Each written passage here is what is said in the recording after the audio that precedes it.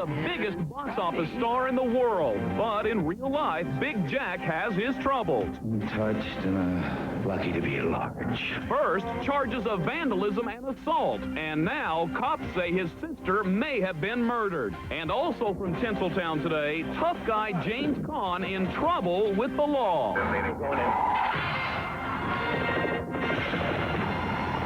Kimberly Mays, the tug-of-love story that just won't end. Today, an Inside Edition exclusive.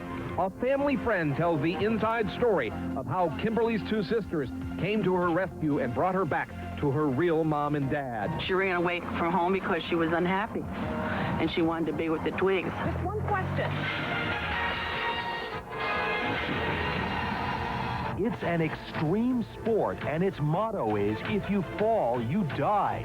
But when Garrett Bartelt fell, he survived. Today, his amazing comeback to try and be king of the mountain. 2, 1.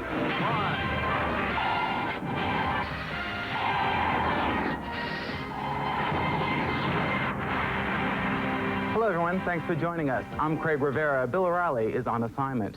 We have a lot in store for you today. Imagine hurling yourself down the side of a mountain at breakneck speeds. Well, we have a story of a man who almost died doing just that. It's a sport called extreme skiing. But first, it is the best of times and the worst of times for actor Jack Nicholson. Lately, he's gotten some well-deserved recognition for his brilliant career. But at the same time, he's been hit with a tragic personal loss. Here's Johnny. He is Hollywood's leading man, but Jack on March 31st on misdemeanor charges of vandalism and assault. Well, David Fellows continues to sit in jail. He's been denied bail. Jack Nicholson has not made any statements to the media about the murder. And there is still more to come. We'll show you how a skier pulled through an incredible wipeout. And next, why did Kimberly Mays go home to the parents she's already divorced? She says she's really happy. Regina said they're all happy. I mean, this is, it's like a miracle that she came back. Is it possible? Of Kimberly Mays, the switched at birth girl. She just spent the past 5 years fighting to get away from her biological parents. Well, she finally got her wish in August when a court let her divorce the Twigs. So why did she suddenly move in with them this week? Cindy Hom spoke with a close family friend who told us how Kimberly's decision came about. When a judge granted Kimberly Mays a divorce from Ernest and Regina Twig, her nightmare was supposed to end. But instead, Kimberly's troubles only grew. Just last week, she ran away from the home she fought so hard to stay in and sought refuge in a Sarasota YMCA shelter for troubled youth.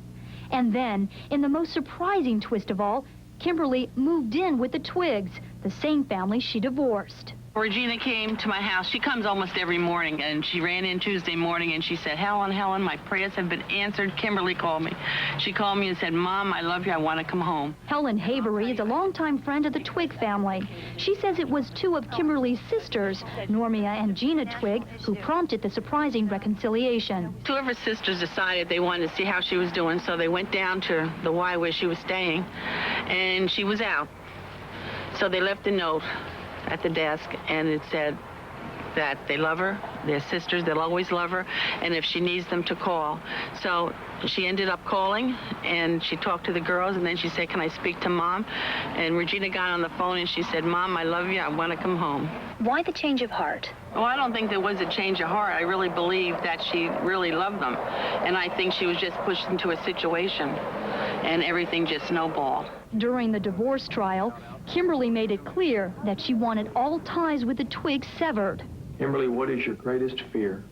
Being taken away from my father. If you could be granted one wish that would make you happier than anything else in the world, what would that wish be? Terminating their parental rights and getting my life back.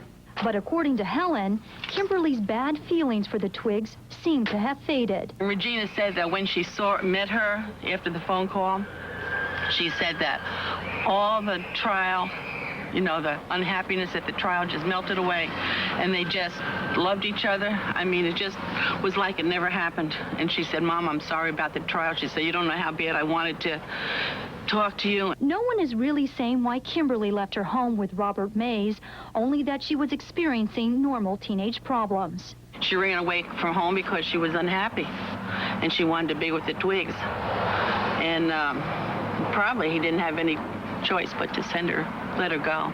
How is Kimberly doing? She said she's really happy. You know, Regina said they're all happy. I mean, this is, it's like a miracle that she came back. While no one knows what the next chapter in Kimberly Mays' life will be, the Twigs hope that her latest move will be her last. Hopefully, you know, she'll stay and live with them forever. Well, whether Kimberly will go to school in the Twigs town of Sebring, Florida is still unclear. The high school principal has told reporters that if Kimberly does enroll, she'll be just like every other student. And there is much more ahead. We'll tell you why James Caan was arrested. And next, how dangerous is the sport of extreme skiing? Just watch.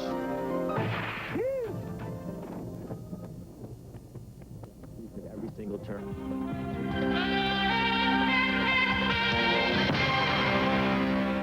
Bob's Carpet. Why is Kimberly Mays dancing? We'll tell you what's really behind her big move back to the nest. Plus, meet a little boy whose amazing call for help saved his father's life. 911 emergency. My daddy is way down on the floor. Fast professional service from tire experts and always the unbeatable value you deserve. Fix the wall, Chuck, and I'm a customer. Yes, sir. See you, Tire Kingdom! Kimberly Mays will probably never lead the normal life of a teenager. David Lee Miller has the latest news about Kimberly's life and the shocking claims about the man who raised her. Kimberly Mays yesterday afternoon appeared to be jumping with joy. After reuniting with the family she vowed never to see again. Here at the home of her biological parents, Ernest and Regina Twig, the 15-year-old girl switched at birth, appeared happy and content, even mugging for the camera. But only 2 weeks ago, Kimberly left the man who raised her, Robert Mays, and checked into the Sarasota, Florida youth shelter. Why she left the man she calls Dad, we do not know. But next week's Globe magazine, citing court papers, claims that Robert Mays beat Kimberly when she was a young child. The magazine's report is based on this 1991 deposition given by Mays' ex-wife, Cynthia Tanner, taken during the Twigs court battle over Kimberly's custody. Quote, Kimberly had difficulty writing the number 2. She wrote the number backwards, and one afternoon he was in there and his temper just exploded. And the next thing I know, Kimberly sailed across the room. He just picked her up and threw her, and then took her by her arm, and was kicking her down the hall to make her go to her bedroom. Tanner also describes in her deposition another incident when Kimberly was in first grade. Once he even whipped her with a book, and there were bruises left on her bottom. Despite Tanner's deposition, she was never called to testify during the courtroom battle over Kimberly's custody. Robert Mays, when questioned last year about his alleged abusive behavior, said his ex-wife's claims were not true, adding she was angry about their divorce. Passenger side. Kimmy, you all right? Now, for whatever her reasons, Kimberly is living with the Twigs in Sebring, Florida. While she has not yet registered for school, Principal Dwayne Lemler anticipates her arrival. It's caused a little disruption, but we've told everyone that if Kimberly does enroll in school, that she'll be just like every other student. As for the Twig family, with camera crews staked out on the front lawn, they are trying to keep a low profile. After 15 years, their daughter is finally home.